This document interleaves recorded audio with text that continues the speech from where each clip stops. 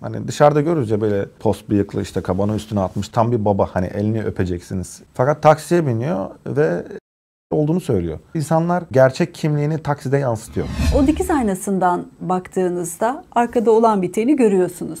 Mesela ağlayan bir erkek gördünüz mü? Çok fazla. Evet.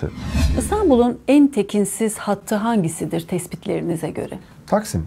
Dikkat ederseniz geceleri, akşamları taksiciler önce yanaşıyor. Nereye gidiyorsunuz diye soruyor. Aslında bazen bu soru yolcu seçmek için değil. Dili dolaşıyor mu Evet. konuşurken? Ya mesela bilindik mahalleler var. O mahallenin ismini söyleyince de ben oraya gitmiyorum diyor ve basıyor hemen. İndim, gittim. Sonra dedim ki benim çok değerli bir yüzüğüm vardı. O takside düştü.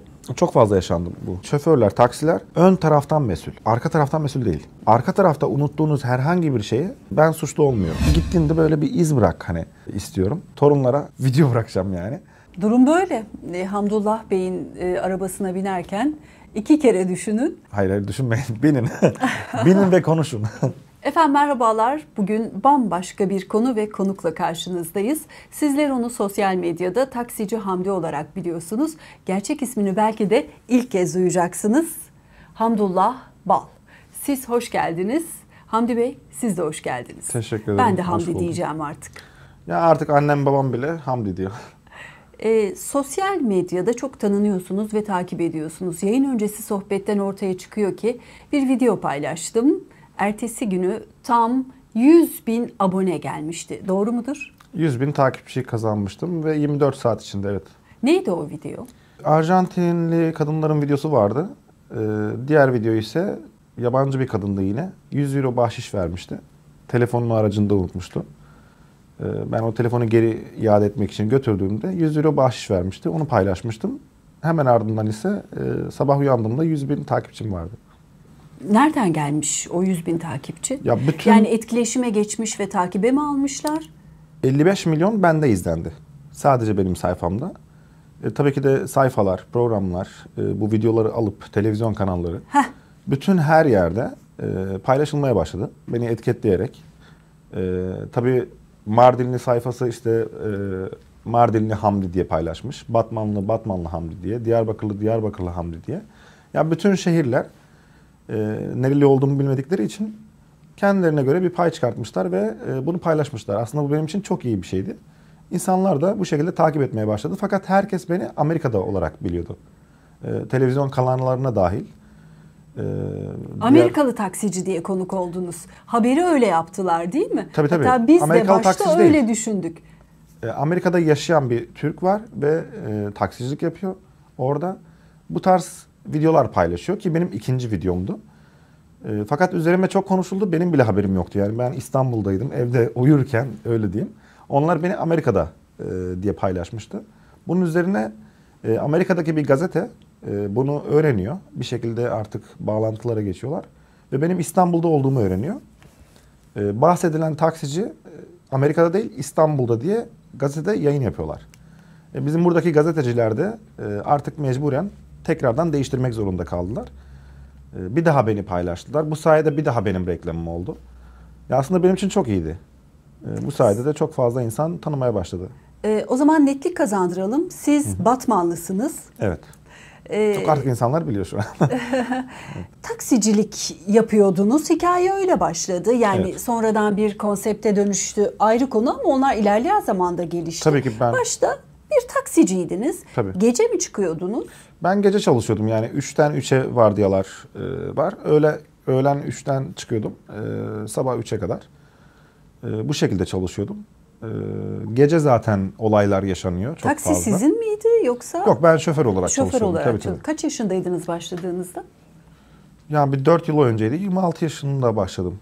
Gece çalışmak da çok zordur. Zor yönü var, eğlenceli yanı var. Ben biraz daha işimi yani ne iş yaparsam yapayım. Daha önce dekorasyon işi yapıyordum. Birçok işte çalıştım yani. Ne iş yaparsam yapayım bunu eğlenceye dökmeye çalışıyorum.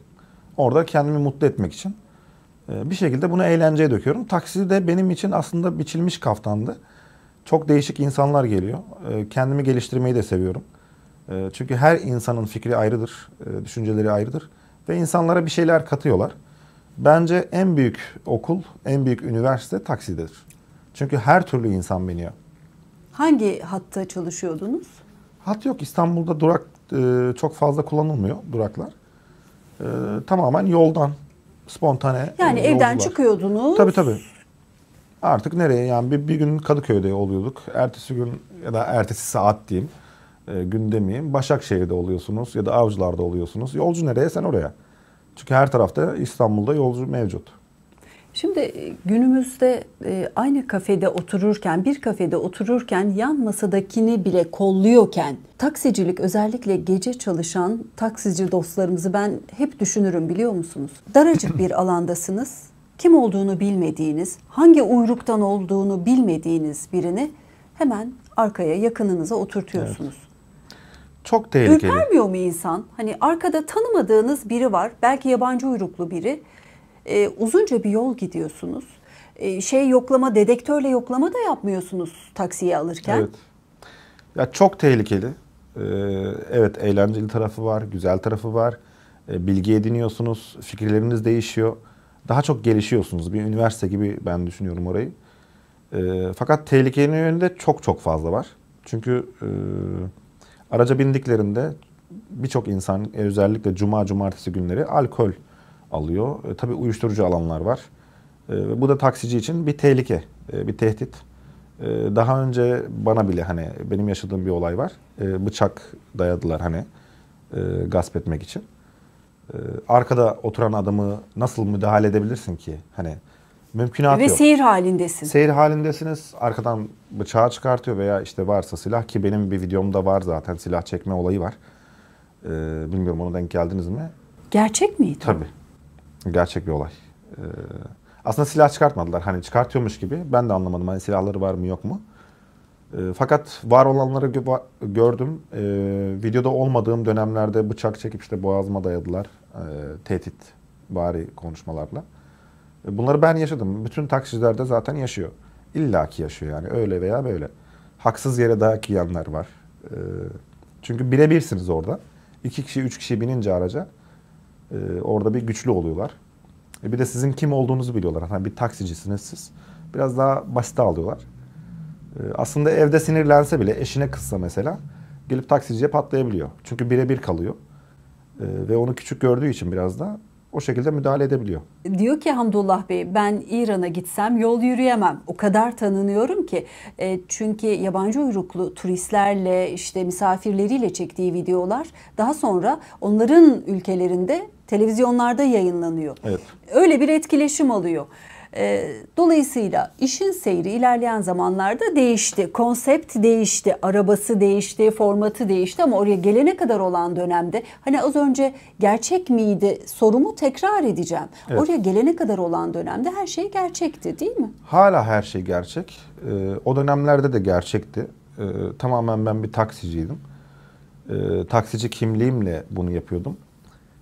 İranlıların mevzusuna gelince İranlılarla çok fazla video çektim ve hepsi de çok aşırı izlendi.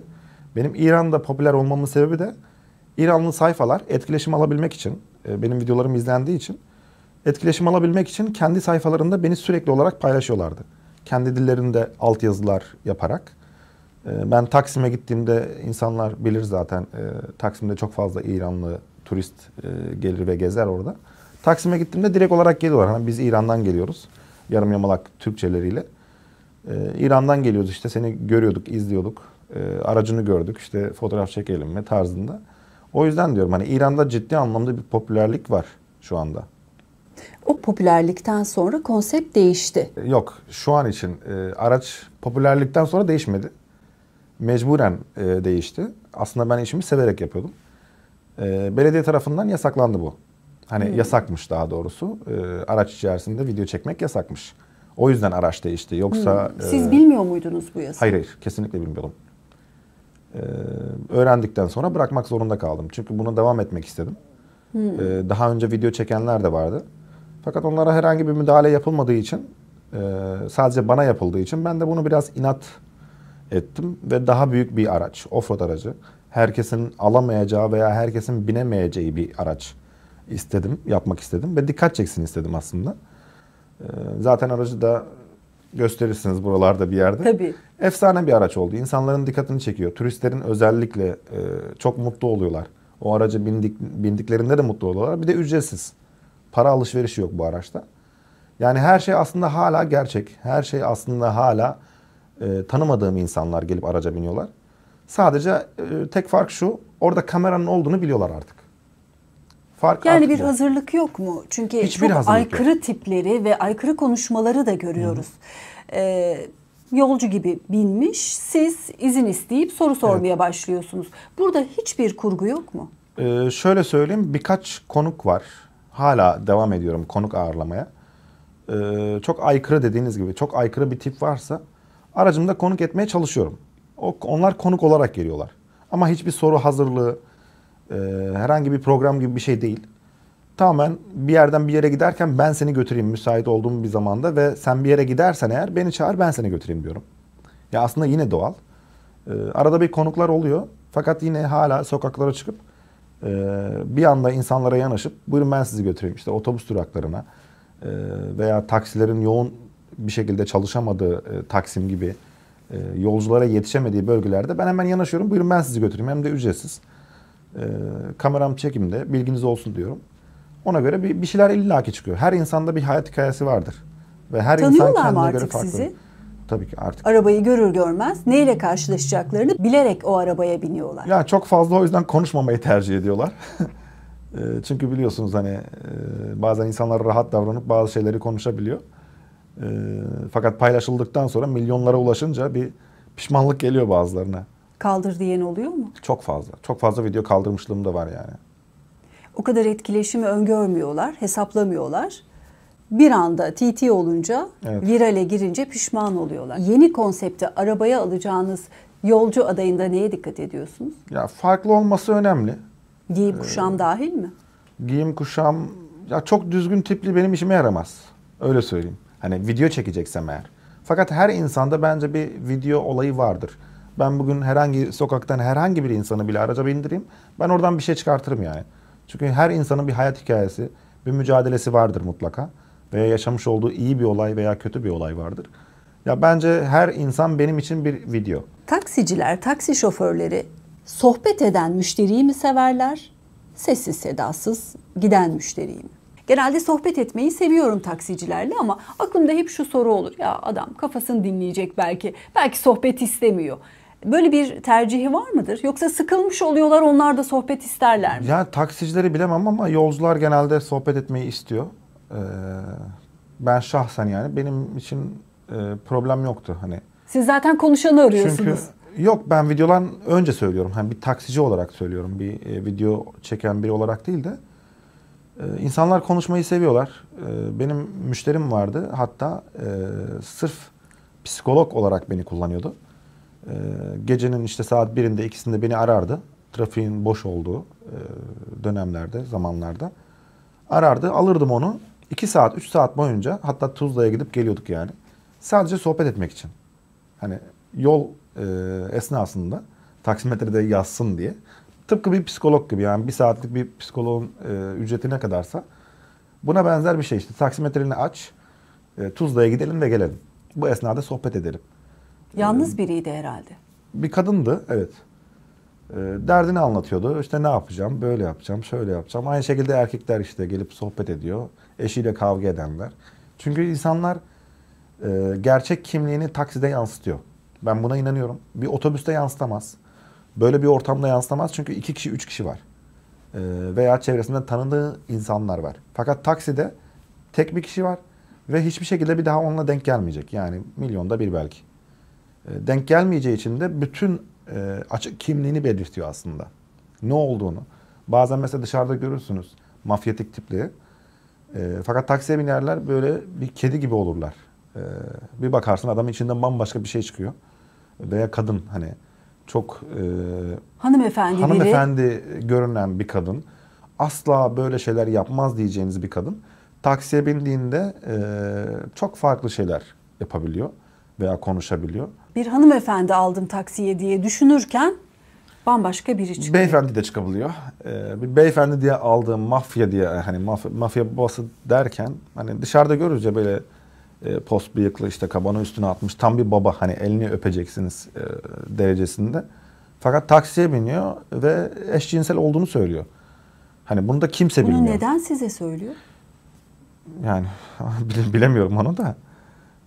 Fakat söylüyorlar. Taksilere çok fazla yaşanıyor bu tarz olaylar. Hani aşırı yaşanıyor hatta. Çünkü dediğim gibi bir daha denk gelmeyecek. Hiçbir şekilde tanımıyor. Bir ortamda değil. Hani yanında 2-3 kişi yok. Tek kişi. Ve senin şoförün olarak senin yanında.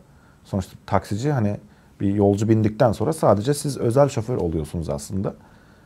Biraz daha rahat oluyor. Kimisi eşiyle ilgili yaşadığı olayları anlatıyor. O kadar çok mahrem. absürt. Tabii. O kadar mahrem konular. Tabii ki. Yani paylaşamadığım milyonlarca video var. Ben onları paylaşmış olsaydım muhtemelen bütün Türkiye gündemine oturdu. Fakat paylaşamayız hani. İnsanlar buna izin vermez zaten. Hiç teklif bile Aile etmedim. hayatlarını yansıttıkları. Tabii tabii. Özel hani çok özel hayatlarını bile paylaşıyorlar. Siz o dikiz aynasından baktığınızda arkada olan biteni görüyorsunuz. Mesela ağlayan bir erkek gördünüz mü? Çok fazla. Evet evet. Yani dediğim Sessiz gibi yine sedasız kenarda ağlıyor. Tabii. Ne yaparsınız? Neticede insansınız. Daracık bir ortamdasınız. Hal hatır mı sorarsınız? Ne yapıyorsunuz? Ya yok, ben kendim için söyleyeyim. Hani bir taksiciler olarak söylemeyeyim de kendim için söyleyeyim. Ben bu tarz durumlarda ne olursa olsun ilk sohbeti açan hiçbir zaman ben olmadım. Videolarda dahil. İlk sohbeti hiçbir şekilde ben açmıyorum.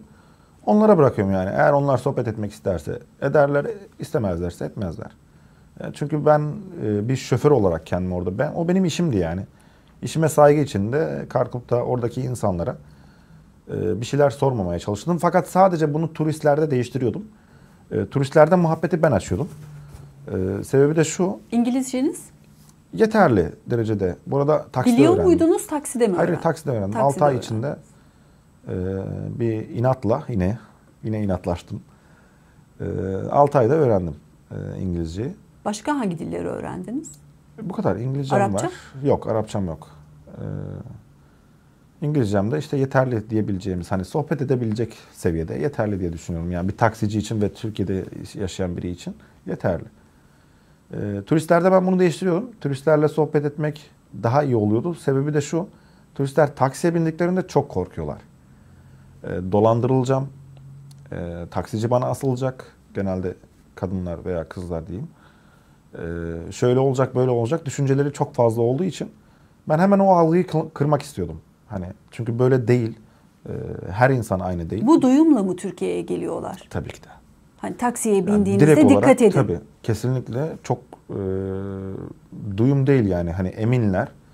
Sakın ha sakın taksiye binmemeye çalışın. Bindiğinizde de dolandırılmamaya çalışın ve dikkat edin. Telefonunuza, cüzdanınıza, paranıza kadar çalabilirler gibi bir algı oluşmuş. Ben bu algıyı çok güzel bir şekilde kırıyordum. Benim müşterilerim için söylüyorum. Sonradan Instagram'da da bunu kırdım. Sosyal medyada da bunu kırdım zaten. Hemen ben konuşmaya başladım, sohbet ediyordum. 2 dakika sonra çok bana güveniyorlardı. Zaten videolar da oradan kaynaklanıyor. O sarılan turistler var bana. İşte iltifat edenler, işte evlenme teklifi edenler. Bunlar hepsi şaka anlamında evlenme teklifleri falan. Fakat bu şeyin göstergesiydi. Rahat davranmanın göstergesiydi. Güveniyorlardı. Hani bundan bize zarar gelmez, o yüzden rahat olalım düşüncesindeydilerdi. Ki çoğu, yani %90'ı turistler benim aracıma bindiklerinde inmiyorlardı. Yani bizi gezdir. Bugün bizim özel şoförümüz ol. Kapatıyoruz seni. Dükkanı kapatıyoruz gibi. Bizi gezdir. Nereye gidersek birlikte gidelim diyorlardı. Bu da aslında güzel bir olaydı. En çok bahşişi hangi ülke vatandaşı veriyor? İranlılar bahşiş vermez. Fakat ben İranlılardan bile bahşiş alıyordum. Ciddi bahşişler bu arada. Hani 200 lira tutan taksiye 1000 lira, 2000 lira bahşişler alıyordum yani. O da güvendikleri için, dediğim gibi zarar vermeyeceğim için, o güveni sağladığım için. Yani 5 dakikada arkadaş oluyordum. Taksi parası 200 lira, onlar 2000 lira bahşiş mi 1000 lira veriyor? verenler oluyordu, 2000 lira, 100 Dolar olarak 100 dolar. veriyor Tabii tabii. tabii. 100 doları bırakıp gidenler oluyordu. Sırf hani iletişim bilgimi almak için 100 doları verip hani yarın da gel bizi al demek için bile veriyorlardı. Taksicilik hayatım çok güzel geçiyordu o yüzden. Çok iyiydi yani. İstanbul'un en tekinsiz hattı hangisidir tespitlerinize göre? Taksim. Taksim. Tabii. Taksim'de her türlü insan bulunuyor. Her yerden insanlar Taksim'e gidiyor. O yüzden biraz tehlikeli yani. Hani kimin ne Alkol olduğunu de belki bilemezsiniz. burada işin rayını değiştiren Tabii, bir unsur. tabii. Alkol de değiştiriyor, ortam da değiştiriyor. En basit olay taksiciye bulaşmak, hıncını taksiciden almaktır. O yüzden Taksim tehlikeli. Belinde silah olan birinin taksiye binmesi ne kadar doğru? Bununla ilgili bir yasal düzenleme yok. Olması gerekli. Olmalı mı? Şöyle olması gerekli. O Amerika'daki gibi paravan, hani koruma camı muhakkak olması gerekiyor. Son dönemlerde Bakırköy'de yaşanan bir olay vardı. Eski bir polis memuru bir anda hani sohbet bile etmiyorken çıkartıyor belindeki tabancayı, taksiciyi öldürüyor, sonra kendini öldürüyor. Hani olay yok, bir şey yok, sohbet bile etmemişler, hani kavga yok, bir şey yok. Direkt olarak hani canı sıkılıyor ve öldürüyor resmen, cinnet geçiriyor o anda. Ama o paravan olsaydı, o cam deniliyor ona, hani o cam olsaydı herhangi bir sorun yaşanmayacaktı. Veya en kötü ihtimalle o ufak delikten sıkacaktı ve yaralanacaktı en fazla. Yani yapılmadı hala, değişmedi, öyle şu an devam ediyor. Bu popülerlikten önceki taksicilik zamanınızda arabaya alacağınız yolcuda nelere dikkat ediyordunuz? Tam alacakken neyini görüp hayır kapıyı kapat almıyorum diyordunuz? Birkaç defa öyle yaşadım. Çok tipleri bozuk böyle, hani giyim kuşamından belli yani, hani nereli oldukları veya işte nerede yaşadıkları. Onlara denk gelince mesela duruyordum, normal el yapıyorlar, duruyordum, tam yanaşıyordum, bakıyordum, ha bunlar benim başıma iş açar deyip gidiyordum yani. Çünkü benim orada canım daha önemli. Yani yüzlerce defa taksi paramı ödemeyen insanlar oldu. Emeğim boşa gidiyordu ve kavgalar oluyordu, bir şeyler oluyordu sürekli. O yüzden artık taksiler biraz daha insan sarrafı oluyor yani bir süre sonra. O tipler belli yani. Peki kimyasal kullanmış birini ayırt edebiliyor muydunuz? Kimyasal etkisindeki birini ayırt edebiliyor Yani muydunuz? çok fazla içmiş olan tabii ki zaten onu herkes ayırt edebilir ama bazıları belli olmuyor yani. Hani normal biri olarak araca biniyor. Bindikten sonra anlaşılıyor. Sonuç itibariyle aracın başında konuşamıyorsunuz yani 2 dakika, 3 dakika. Ki dikkat ederseniz geceleri, akşamları taksiciler önce yanaşıyor. Nereye gidiyorsunuz diye soruyor. Aslında bazen bu soru yolcu seçmek için değil. Hani aslında yolcu seçmek için ama o yolcunun kim olduğunu öğrenmek için soruyu soruyor ki bir cevap versin. Bir konuşma tarzına göre alayım yolcuyu veya almayayım. Dili dolaşıyor mu Evet. konuşurken? Yani mesela bilindik mahalleler var. O mahallenin ismini söyleyince de ben oraya gitmiyorum diyor ve basıyor hemen. Yani gitmemeye çalışıyor. Mahalle ismi vermemizde bir mahsur var mı? Bence vermesek daha iyi. Sonuç itibariyle ben de o mahallelerde geziyorum. Gidiyor musunuz o mahallelere? Ben her yere gidiyorum. Ben gidiyorum yani. Ben gitmeyen taksiciler için söylüyorum. Ben öyle insanları tercih ediyorum zaten şu anda. Şu an için yani. Aracıma binmelerini istiyorum. Size göre İstanbul'un en tehlikeli 3 mahallesi. Ya Kuştepe var mesela. Tarlabaşı var. Zaten bilindik mahalleler, hani herkesin bildiği. Gazi Osman Paşa, Sultan Gazi tarafları son dönemlerde popüler bu konularda. Bunlar. Kavga eden çiftlere ne yapıyordunuz? Arkada güle oynaya bindiler. Karı koca ya da sevgili. Bir anda ortalık karışıyor. Çoğunluğunu indiriyordum ya. Hani abartanları indiriyordum yani. Ciddi anlamda. Çünkü Abartı orada ölçünüz neydi? ya bağırarak, şimdi kavgada zaten engel oluyordum. Hani ne olursa olsun orada bir kadına şiddeti yapan bir erkeğe karşı orada hani en azından ricada bulunuyordum. Hani burada yapma, hani belki sakinler diye bir şekilde engelliyordum. Fakat öyle bağırıp çağırıp bir de hani ben şoför olarak koltuktayım ve kulağımın dibindeler. O tarz insanlara hani gitmeyeceğimi söylüyordum. Hani buyurun inin. Çünkü tehlikeli diyordum. Bu şekilde araç kullanamam diyordum. Bir şekilde indiriyordum yani. İnsanlar oraya parayla bindiği için, hani paralarını verip bindiği için bazıları şey düşünüyor, hani örnek veriyorum 100 liralık gideceği yere o 100 liraya kadar, sonuna kadar bazıları harcıyor yani. Ben seni tuttum, sen benim özel şoförümsün, istediğimi yaparım. Terapi isterim. Algısında. Terapi Stresimi isterim, atarım. aynen. Canım ne isterse onu konuşurum. Bu arada mesela taksilerde şöyle bir şey vardır. İsterseniz deneyin mesela. Çoğunluğunda şu vardır. Fenerbahçelisinizdir. Taksiciye sorarsınız. Siz hangi takımlısınızdır? Önce o sizinkinizi sormaya çalışır. Taksiciler. Siz Fenerbahçeliyseniz o da ben de Fenerbahçeliyim der. Çünkü o şeye girmek istemez, polemiğe girmek istemez yani. Ben takım tutmayan biri olarak ben bütün takımları destekliyordum. Hani müşterime göre destekliyordum mecburen. Çünkü orada polemiğe girmek istemiyordum. Çünkü Ondan çok, sebep sorun çıkıyor muydu acaba? çok koyu taraftarlar var. Aşırı derecede. Atıyorum bir Beşiktaşlı veya bir Galatasaraylı. Araca bindiğinde gelip böyle sıkıntılar yaşanıyordu. Mesela Fenerbahçeliyim dediğin zaman Galatasaray'a karşı hemen bir polemik, hemen bir sinirleniyorlardı. Müşteriyi orada mutlu etmek zorundasın bir taksici olarak. Çünkü bir anda mesela ters yöne gir muhabbetleri var. Ben her gün giriyorum, sen de gir. Ama halbuki taksici girerse ve orada Allah korusun bir çocuğa çarparsa Allah korusun. ters yönden girdiği için direkt olarak suçlu. Yani çocuk suçlu olsa bile. Ama insanlar bunu düşünmüyor. Taksicilerle dolmuşçular arasında rekabet var mıdır? Yok, hayır. Yani Birbirinin müşteri üzerine potans- kırma. Yok. Valizlerimi bagaja koymak benim görevim mi, taksicinin görevi mi? O kadar bilmiyorum. Havalimanında çalışmadım ama taksicinin görevi bence. Ben koyarım mesela. Ben bir valiz gördüm, hemen inerdim, koyardım.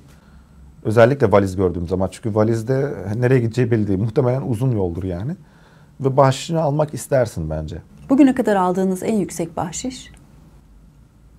Yani bahşiş mi denilir ona? Ya ben $1000 aldım ama şey değil.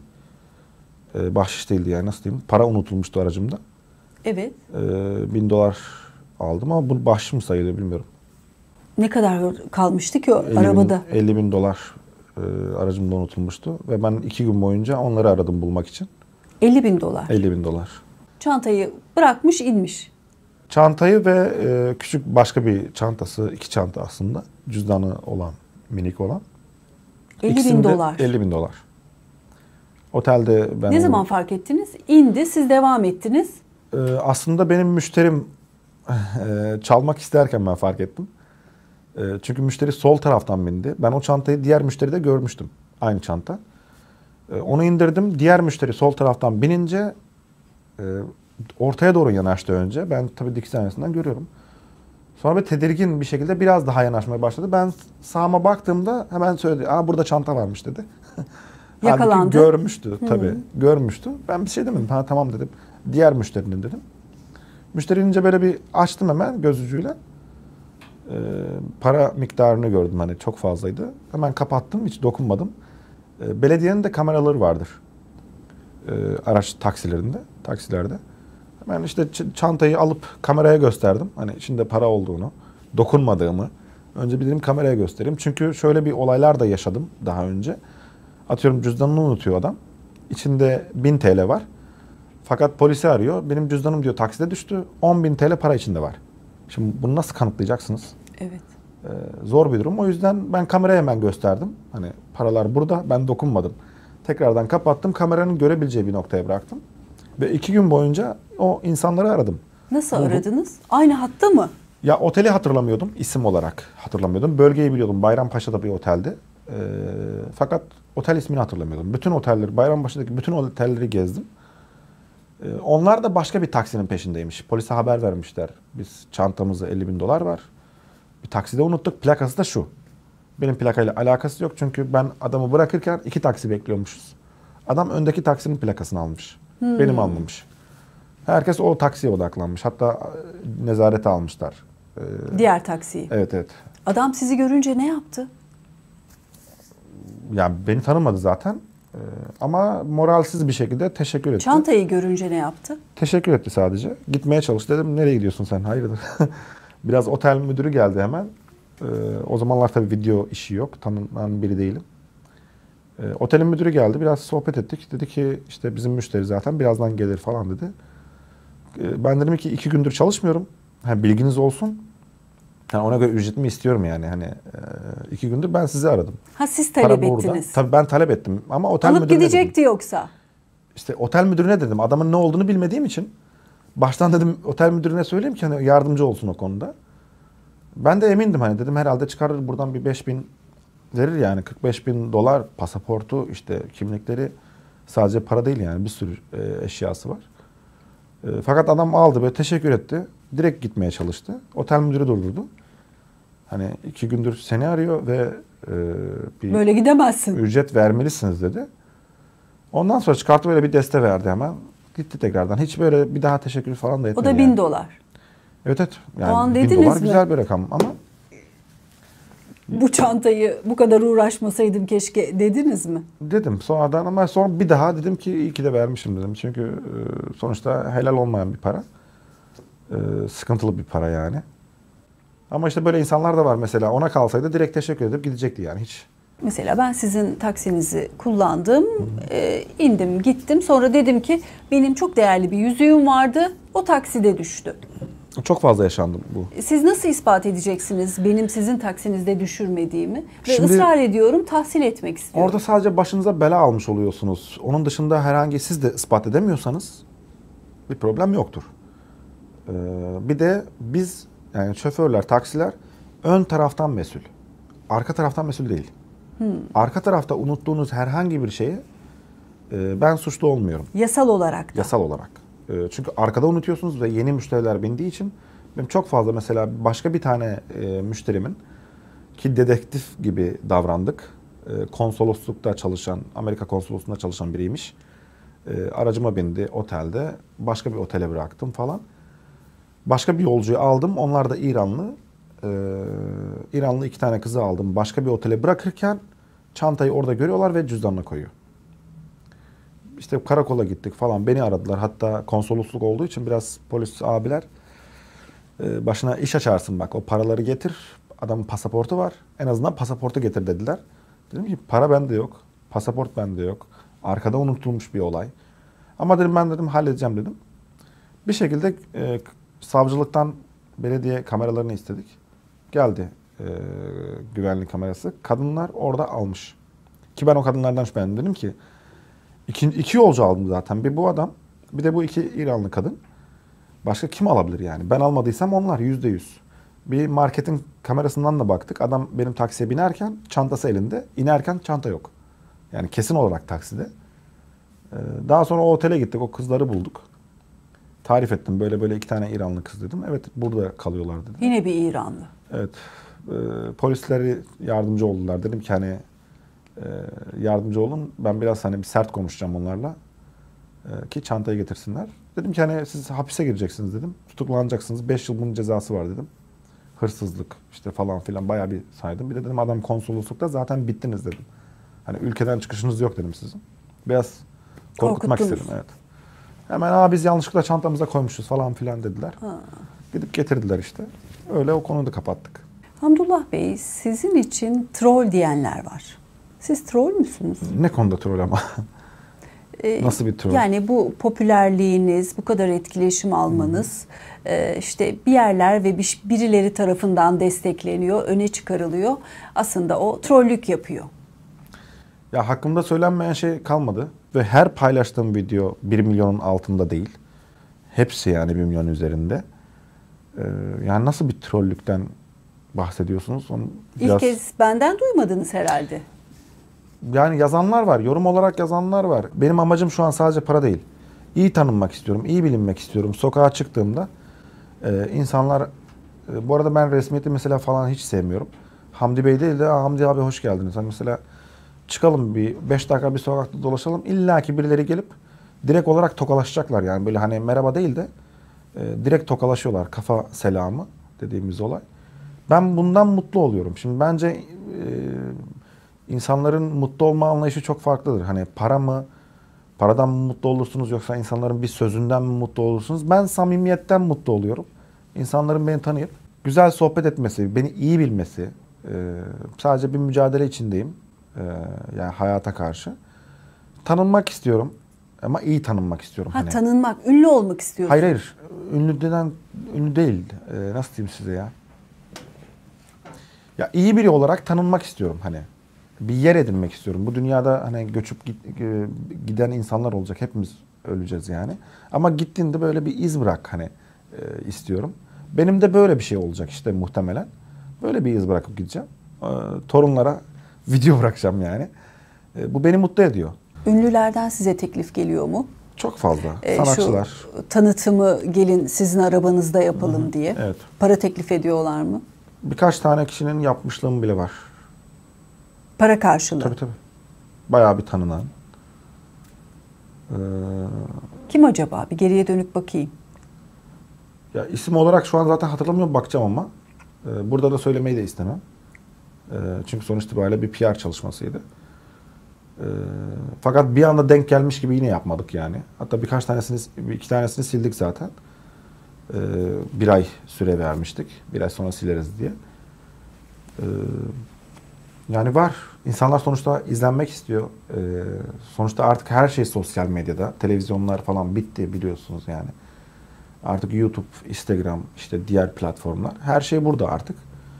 Benim bu aylık etkileşimim 60 milyon, 62 milyon. Sadece bu ay. Instagram'daki etkileşimim sadece 60 milyon. Yani bu çok çok büyük bir rakam. Bir televizyon kanalından sanırım daha büyük bir rakam. O yüzden şu an çok iyi gidiyor. Hayalim var. Aslında asıl mücadelem bunun için. Bu arabayı ben yaptığımda bütün şehirlere gitmek istiyorum. Türkiye'nin bütün şehirlerine ama şehirlerin köylerine bu arada. Merkezlerine değil yine bakın. Yine aslında farklı bir yerden gidiyorum ben sürekli. Bütün şehirlerin köylerine gitmek istiyorum. Hani herhangi bir şehrin bir köyüne ama. Çünkü vakit olmayacak. 81 il gezmek için 81 güne ihtiyaç var. Ve video çıkartmak için de muhtemelen her birinde 2 gün karşılasak 162 gün yapar. Yani çok fazla bir bütçeye de ihtiyaç var. Ama o şehirlere gidip oralarda doğal insanları çekmek istiyorum. Nereden başlamak istersiniz? Hiç fark etmiyor. Muhtemelen Edirne'den başlarım. Hemen ardından ise yurt dışı olayı başlayacak. Ya başlıklar şöyle hemen burada söyleyeyim yani. Taksici Hamdi İran'da, Taksici Hamdi Amerika'da gibi. Gidip orada 1-2 gün takılıp bütün ülkelerde videolar, içerikler üreteceğim ve bunu paylaşacağım. Şimdi bu videodan sonra sizi tanımayanlar da sayfanıza girip bakacaklar. Ve orada karşılaştıkları videolarla ilgili şöyle bir şey söyleyecekler. Toplumun aslında herkesin cesaret edemeyeceği sinir uçlarına dokunan biri olarak görecekler sizi. Bu cesareti nereden alıyorsunuz ve korkmuyor musunuz? Ya başta şöyle söyleyeyim, ben Allah'tan başka kimseden korkmuyorum. Yanlış yaptığım bir şey olursa beni uyaranlara karşı düzgün cevap veriyorum zaten. Diyorum ki evet bak bu kelimeyi söyledim ama keşke söylemeseydim. Ama hakaretvari, tehdit ki çoğunluğunda benim bir yanlışım yok. Ben sadece orada bir birey olarak bazı yerlerde kendi fikrimi aktarıyorum videolarımda. Benim fikrime saygı duymayan birine karşı da ben kalkıp da saygı duyacak değilim. Onun önce benim fikrime saygı duyması lazım ki ben onun eleştirisine saygı duyayım. Yani evet toplumun gerçekten sinir uçlarına dokunan cümleler kullanıyorum. Bu yüzden de aslında çoğu insan beni işte takip etmek yerine sadece izliyor. Takip etmiyorlar. Yapıyor? Ya biraz böyle bir çekingenlikleri var. Acaba Hamdi bize de dokunur mu? Ben de şunu söylüyorum hani özellikle birine dokunmama ihtiyaç yok. Ortada bir yanlış varsa ben oraya dokunurum yani. Son dönemlerde bu taksi problemleri var mesela. Kimse bunu konuşamıyor bile korkudan. Çünkü sıkıntılı tipler var bu tarz işlerde. Ben dokunurum yani. Ben hani doğru bildiğim şeyi söylemek zorundayım. Benim de bir yanlışım varsa insanlar bunu zaten yorumlarda yazıyor. Ben de cevapları veriyorum bu arada. Hani cevapsız bırakmıyorum eleştirileri. Özellikle eleştirileri yani. Bu şekilde yani korkum yok yani. Dokunmaya devam edeceğim yani. Peki aracınıza binme ihtimali taşıyanlara buradan ne söylersiniz? Yayın bittikten sonra siz çıkacaksınız. Konuşun. Yani benim için sadece konuşmaları yeterli. Kesme yapıyor musunuz? Kurgu yapıyor musunuz? Ya daha önce zaten ben dediğim gibi çok fazla sosyal medyadan anlamıyorum. Hala gelişme aşamasındayım bu konuda. Bir arkadaşımız var sağ olsun artık o bana yardımcı oluyor YouTube konusunda. Kesmeyi o yapıyor ama short videoların hepsini tamamen ben hazırlıyorum Instagram için. Tabii ki de bazı yerleri kesmek zorundayız. Hatta bazı insanlar var bazı şeyleri konuşuyorlar. Onlar kesme demelerine rağmen ben kesiyorum. Durum böyle. Hamdullah Bey'in arabasına binerken 2 kere düşünün. Hayır düşünmeyin. Binin. Binin ve konuşun. Çok teşekkür ediyorum. Ben Sizi teşekkür ederim. tanıdığıma Çok sağ çok olun. sevindim. Ben de öyle teşekkür ederim. Efendim yorumlarınızı bekliyoruz. İlginç bir konu oldu ama ara ara böyle yayınlar yapmaya devam edeceğiz. Hem yeni insanlarla tanışıyoruz hem de kesitler sunmuş oluyoruz. Yorumlarınızı bekliyoruz.